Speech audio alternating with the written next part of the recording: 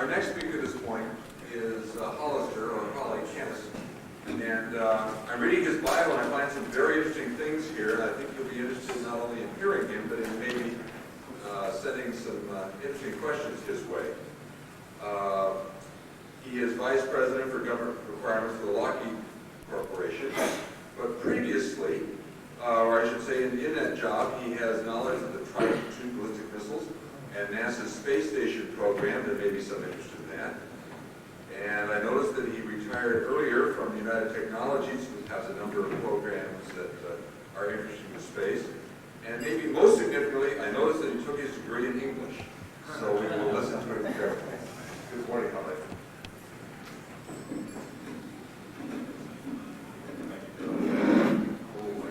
I apologize for that. That sounds like my arthritis feels. That's a better introduction than I usually get. I usually hear words to the effect that here's the latest go from Washington. Bill had mentioned earlier that I might be talking about Lockheed's international space programs, and I'm not going to do that.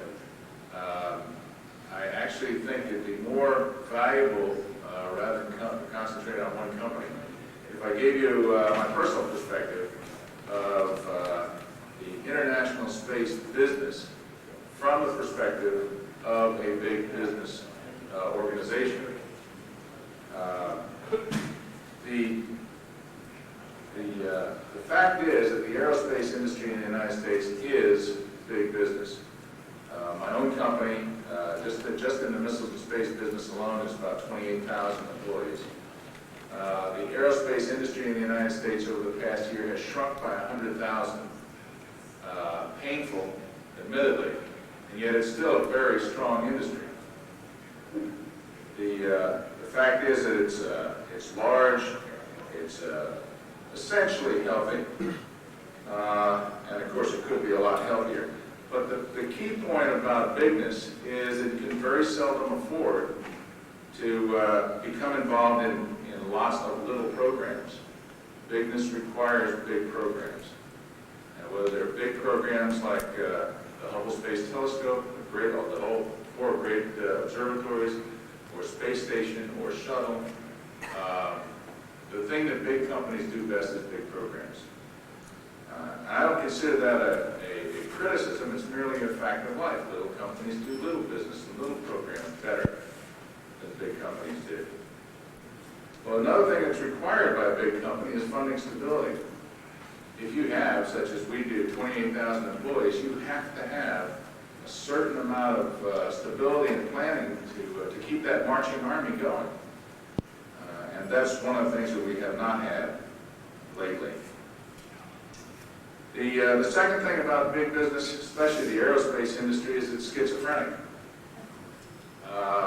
You have to recall that our heritage in the aerospace industry is essentially the national defense, national security, intelligence arena. And for a real irony, that makes civil space programs alien.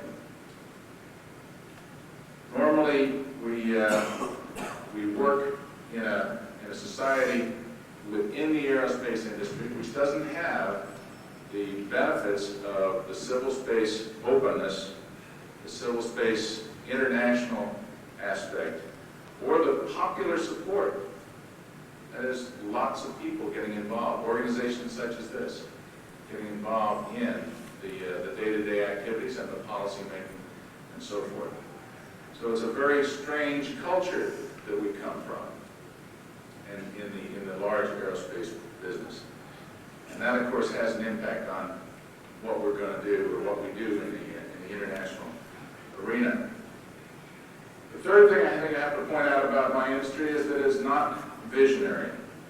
We are basically an industry of engineers, some scientists. Very few of us liberal arts majors. As a matter of fact, perhaps it's my own bias, but I tend to look at the 3 categories as completely separable individual types of people. Engineers essentially like to take what they've got and fix it, make it better. Scientists don't really care what we've got. They're looking for something new. And it's my view that the liberal arts majors tell the scientists where to look. But in any event, the industry is not particularly visionary. It's a nuts and bolts type of business. I'm reminded of the story of Oliver Wendell Holmes was on a train and he couldn't find his tickets. He's searching through his pockets, and the conductor recognized him. And he said, "Mr. Chief Justice, don't worry about it. When you find the tickets, send them to me." And the Chief Justice said, I'm not worried about where the tickets are. What I'm worried about is where I'm going. The aerospace industry isn't really good at that. We need guidance from others to point the way. What it is good at, though, is becoming a magnet or a creator of new business. And I know that the common perception of big business is it stultifies, it sits on new business. It doesn't have a very entrepreneurial record. That's true, but without big business, the little businesses don't have the opportunity. The needs are not created. The needs for new technology, new services, new applications are primarily created by the big programs. And then it's the entrepreneurial spirit and the visionary aspects of smaller companies to come in and fill all those niches. And that's why I think we have a symbiotic relationship which hasn't been entirely recognized in the past. Let me concentrate on one subject area rather than get into the full international program right off the bat. A few weeks ago, I had the privilege of meeting with some of Bill's folks, Academician Denayef and others. Pete Conrad and I, Pete was playing himself that day, for those of you who saw Plymouth last night, had the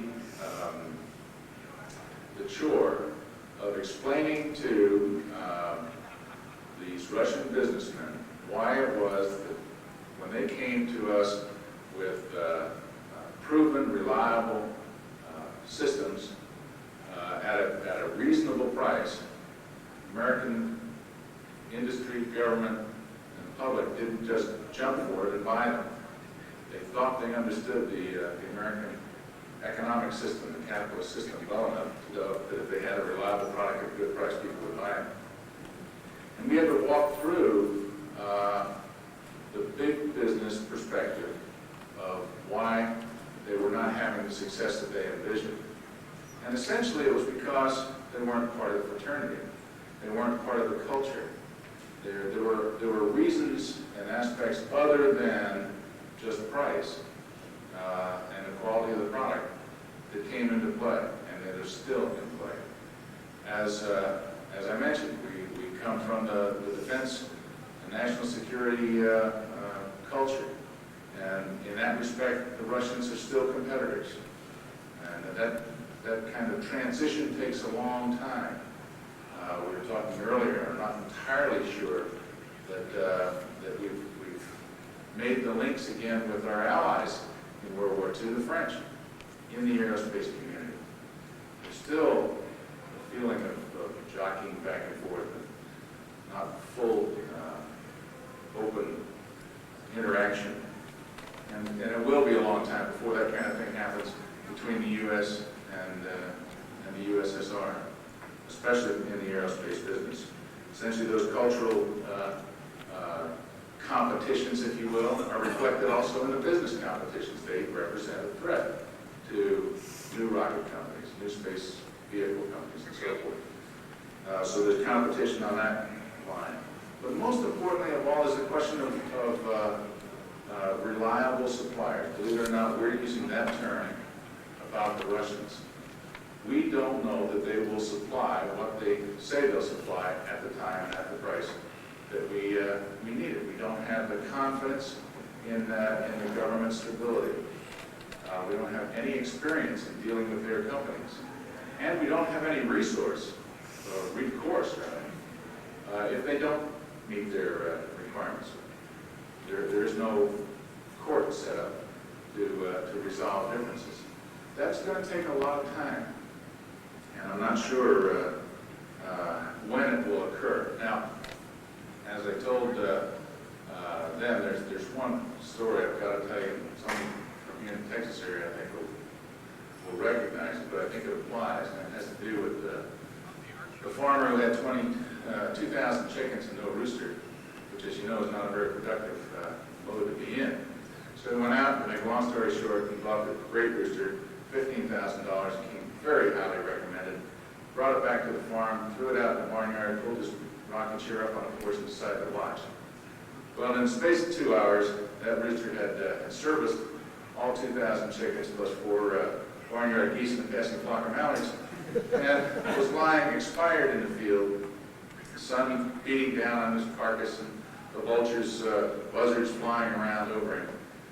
The farmer marveled at the performance, and he said, you know, that bird deserves a better fate than the buzzard. So he got his shovel and he headed out there. As he approached the rooster, he noticed that one eye was open. And the rooster pointed up. He said, if you're going to do business with buzzards, you've got to know how to play their game.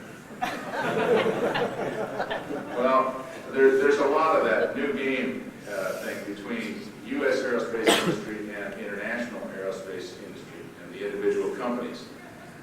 It may seem like a catch-22 with the Russians that, you know, we don't have any experience, and you don't have any experience dealing with us, we don't have any experience dealing with you, therefore we can't have any business. But of course, if you don't have business, you don't get the experience.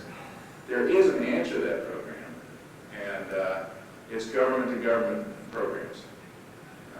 The way most of my industry views the situation in space is that if we can arrange programs where we sell to a usually reliable buyer, that is NASA, and then the Russian companies can sell to a usually reliable buyer, their government. Now, I'm assuming here those are different entities. And then the two governments can get together and have a joint venture. We will, through that experience, gain the kind of working relationship and knowledge and rapport that you need to have then company-to-company relationships. But that takes time. And it will be a long time before we get there. Now, in the one international area that I need to talk about, the world's biggest international joint venture, a subject that you all have heard a lot about, thought a lot about this weekend, the space station program.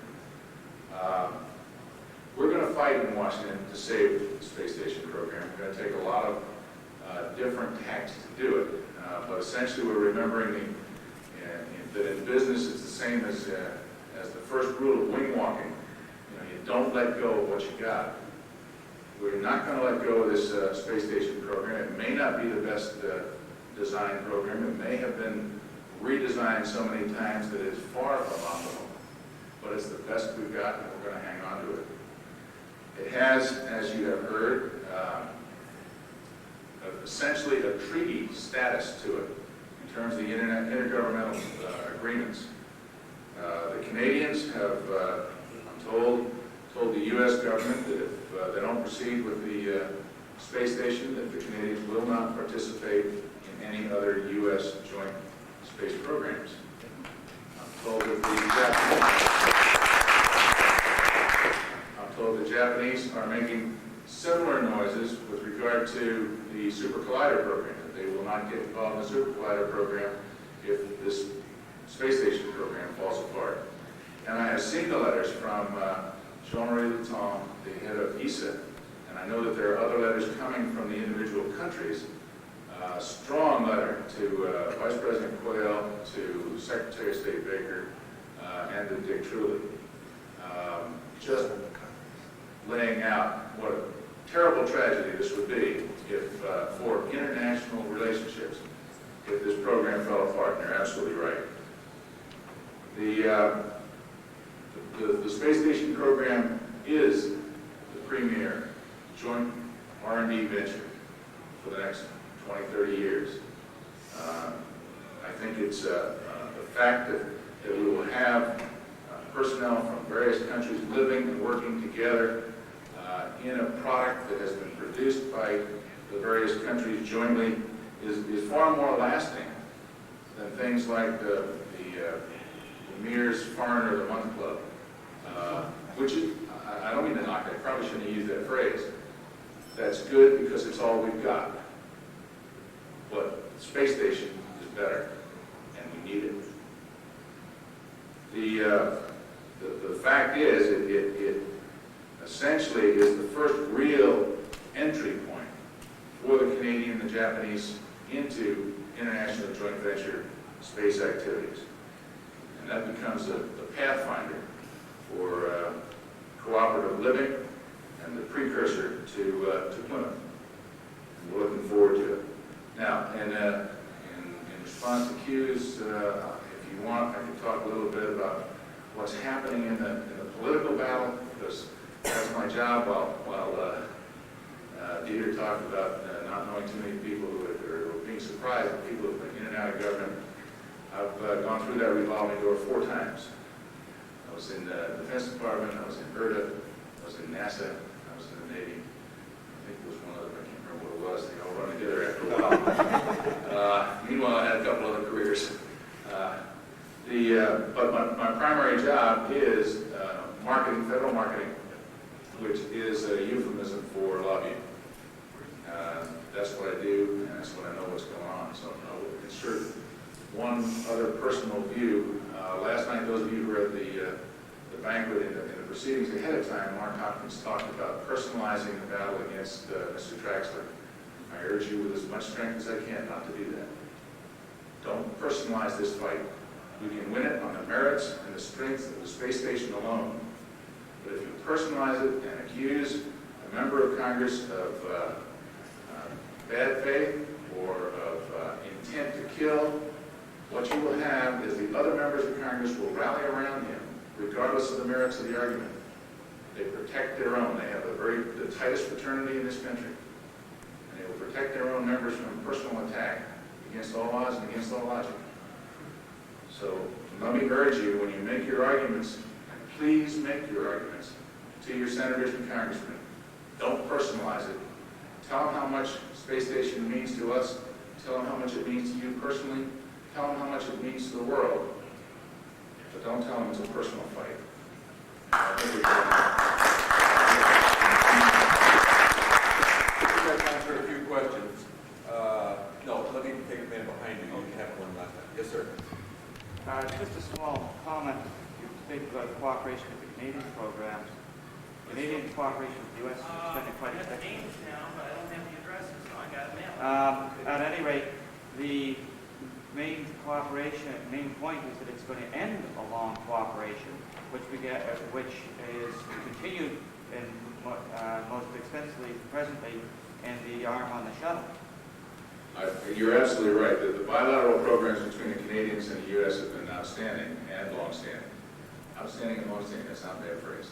And it would be terrible to see them end. My point was it was really a Canadian entree into the world global cooperative program. Next question. Yes, sir. We got to hear a presentation yesterday afternoon from Mr. Keith about very low-cost alternatives to orbit through mass production of, I guess you would call them little dog boosters versus big dog boosters. And he was talking a really remarkable cost per pounds to orbit. I wonder if you would agree with me that none of the big aerospace companies will touch that with a 10-foot pole, but if something like that's going to be done, it's got to come from somewhere else. Oh my. Well, I mean, the first thing I can tell you is I can remember when the space station was $8 billion. I can remember when nuclear power was going to be too cheap to meter. Early claims on cost of orbit have about the same elements of reliability, I believe. Now, the question is whether or not big companies will do that. I can't talk about the launch vehicle activity, but in the space satellite business, Lockheed was just selected by Motorola for the Iridium project, which is essentially a very low-cost, small, mass-produced communication satellite system, 77 satellites. It's our first venture into driving a small program, driving the cost down in a small program. I believe we're going to be successful at it. Recognize the fact that there is one heck of a lot of risk. I recognize the fact that our real expertise in the past has been big systems, big company making big systems. On the other hand, our manufacturing techniques are such now that we believe we can do it, and we believe we can beat everybody else at it. And I think the same thing may happen in the launch vehicle business. It may. I'm not going to test my crystal ball for a yes or no. Next question. Yes, sir.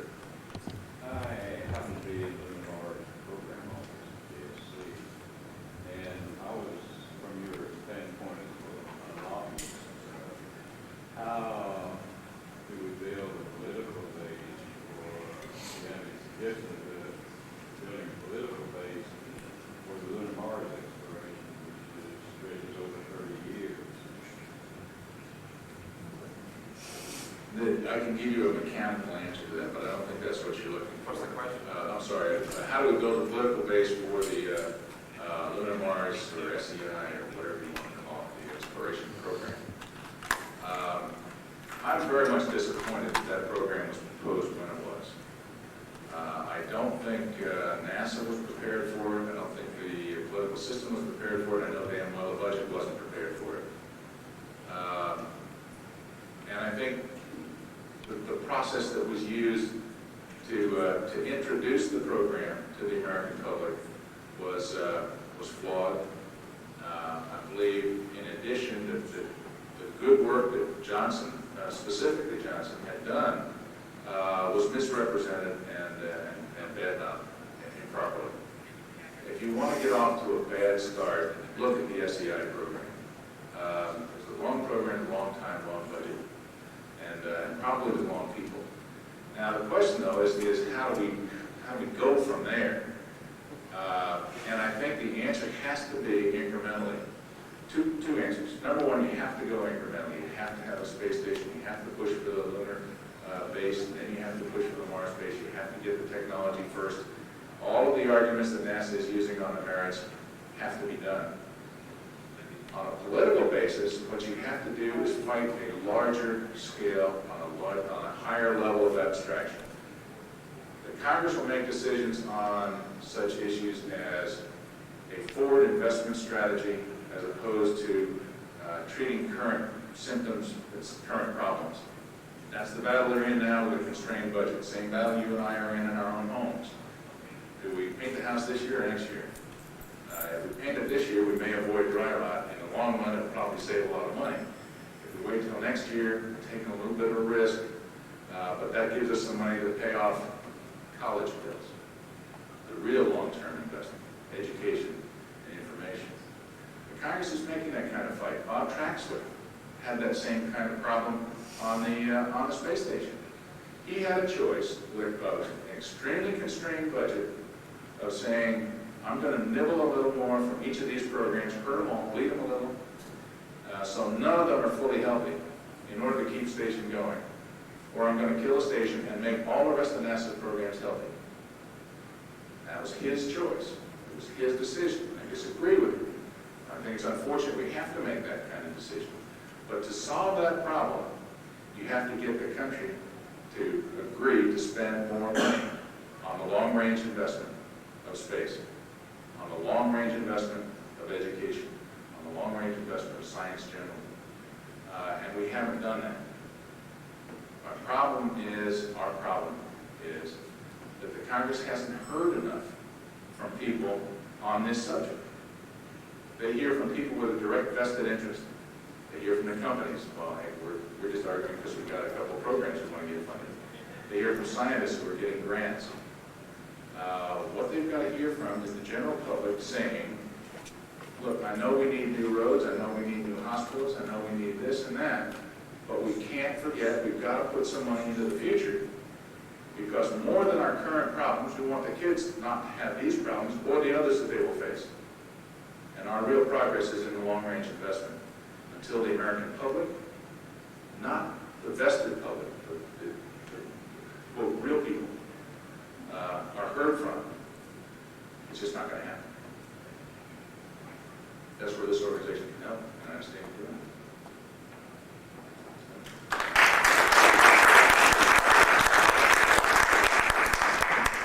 Thank you, Holly. Not all bad for an English major.